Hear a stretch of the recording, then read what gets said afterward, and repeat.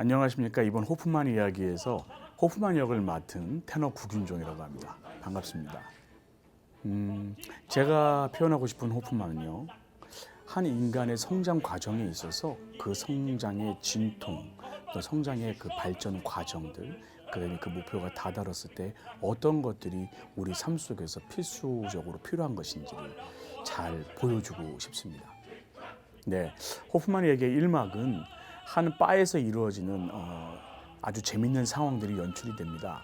주인공인 호프만이 술에 잔뜩 취해서 그 술집 바에서 잠이 들어 있다가 친구들이 이제 깨워서 재밌는 이야기 하나를 해달라고 이제 막 부탁을 합니다. 그때 클라인작이라는 이 호프만의 아리아죠. 그 아리아를 통해서 클라인작이라는 아주 재밌는 이야기를 풀어나가는데 그때는 라임 끝에 있는 단어들을 맞춰가면서 그 노래를 이야기를 하나씩 만들어가는 아주 재밌는 상황이 연출이 됩니다. 제가 제일 좋아하는 숨겨진 아리아는 사막에 나오는 줄리엣테 장면에서의 아리아입니다. 그 줄리엣테라는 그런 화류계 연한테 홀딱 빠져서 제 모든 것을 다 줄 수 있을 만큼 또 금방 사랑에 빠지는 캐릭터인데요. 마치 무언가 하나 꽂혔을 때 뭐 좌우를 보지 않고 달려가는 제 기질과 굉장히 많은 부분 닮아 있어서 이 아리아를 굉장히 좋아하게 됐습니다. 호프만의 이야기의 매력은 성장과 파격이다. 제가 이런 단어를 쓰는 이유는요. 호프만의 이야기는 이제 성장 오페라라고 얘기를 합니다. 한 인격과 캐릭터가 계속해서 발전해 나가는 어떤 삶의 시련과 사랑의 아픔 같은 걸 겪으면서 성장해 나가는 성장 스토리가 있는데요.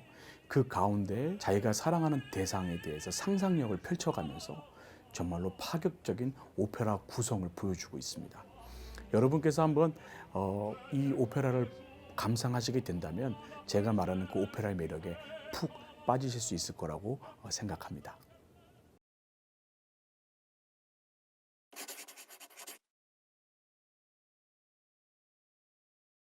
안녕하세요. 이번에 오페라 호프만의 이야기에서 올림피아 역을 맡은 소프라노 이윤정입니다. 반갑습니다. 관객 여러분이 보시기에는 더 인형답고 호프만의 환상 속에는 굉장히 제가 아름다운 여인으로 표현이 되는데 그 두 가지 사람과 인형의 모습을 잘 연기할 수 있는 게 제가 표현하고자 하는 올림피아입니다. 네, 호프만의 이야기 2막은 호프만이 사랑했던 3명의 여인 중에 첫 번째 여인 올림피아에 관한 이야기를 다루고 있습니다. 올림피아는 원래 인형인데요. 호프만은 그녀가 인형인 줄 모르고 사랑에 빠지게 됩니다. 첫눈에 반한 호프만은 그녀와 사랑을 이루고 싶어 하지만 인형이었던 올림피아가 망가지게 되면서 호프만이 내가 사랑했던 게 사람이 아니라 인형이었구나 라면서 굉장히 슬퍼하면서 마무리가 되는 게 이 막의 전반적인 내용입니다. 일단 매일 연습실에서 맹연습을 하고 있습니다. 소리적인 면에서는 관객들이 조금 더 인형으로 보실 수 있도록 소리를 내는 데 있어서 어떻게 하면 인형처럼 소리를 더 예쁘게 낼까, 아름답게 낼까라는 고민을 매일 하면서 지내고 있고요. 음악적인 면에서는 1절과 2절이 반복이 되는데 2절에서는 1절과 똑같이 부르지 않고 제가 조금이라도 더 아름답게 그리고 더 빛날 수 있게 인형의 아리아를 연습하고 있습니다.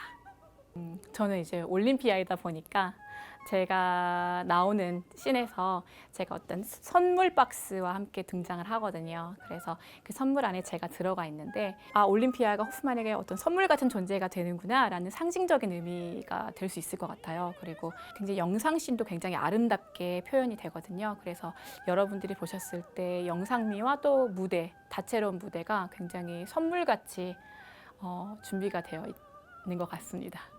호프만의 이야기의 매력은 올림피아다. 올림피아 아리아 많이 기대해 주세요. 감사합니다.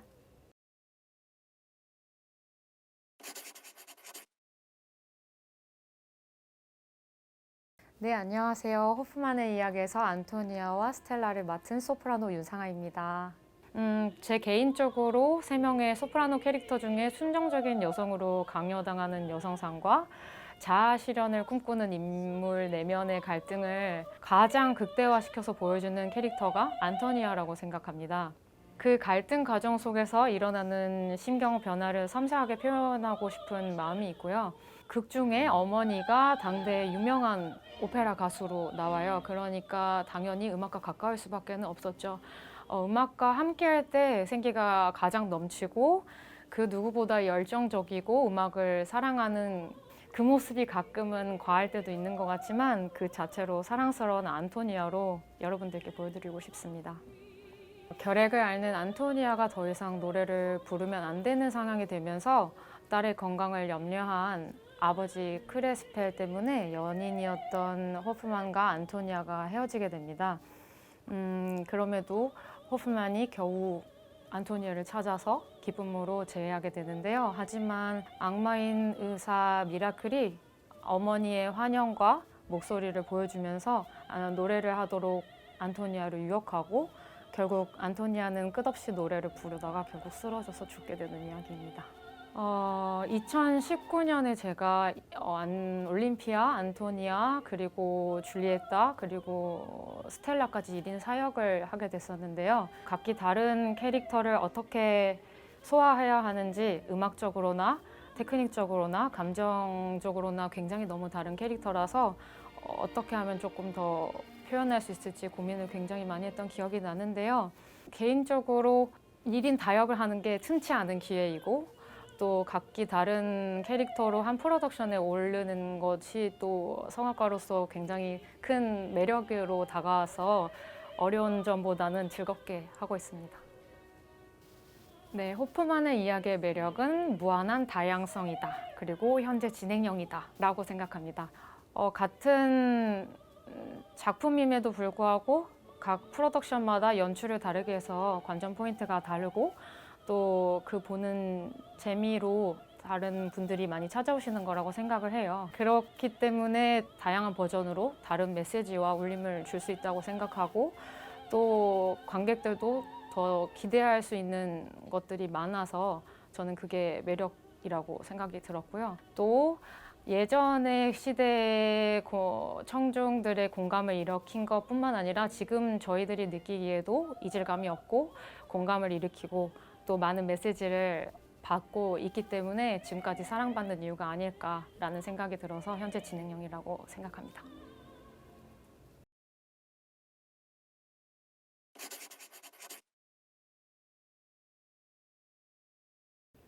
안녕하세요. 호프만 이야기에서 줄리에타 역할을 맡은 소프라노 오예은입니다.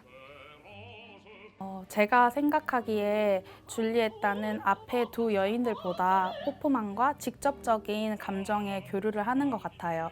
그래서 세상의 모든 남자들을 도박장의 제물로 생각하지만 호프만에게만큼은 진실한 사랑을 느끼는 그 찰나의 순간을 잘 표현하고 싶습니다.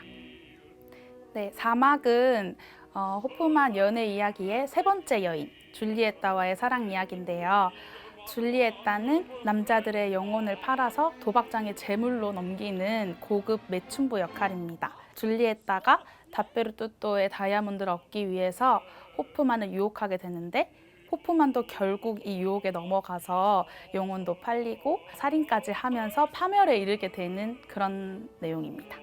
줄리에타의 관능적인 매력을 잘 표현할 수 있는 검정과 빨강의 색으로 이루어져 있고 한복 치마에 영감을 받았어요. 그래서 그 풍성함과 그 곡선미가 돋보이는 아주 예쁜 의상입니다.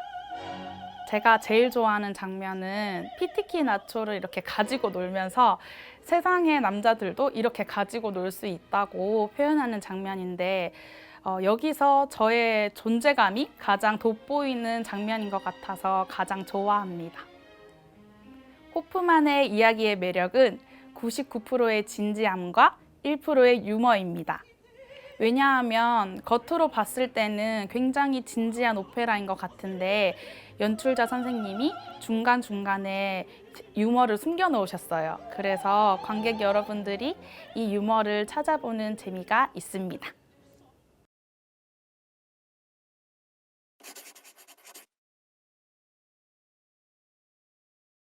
국립오페라단 호프만의 이야기에서 뮤즈와 니클라우스 역을 맡은 메조소프라노 김정미입니다. 반갑습니다.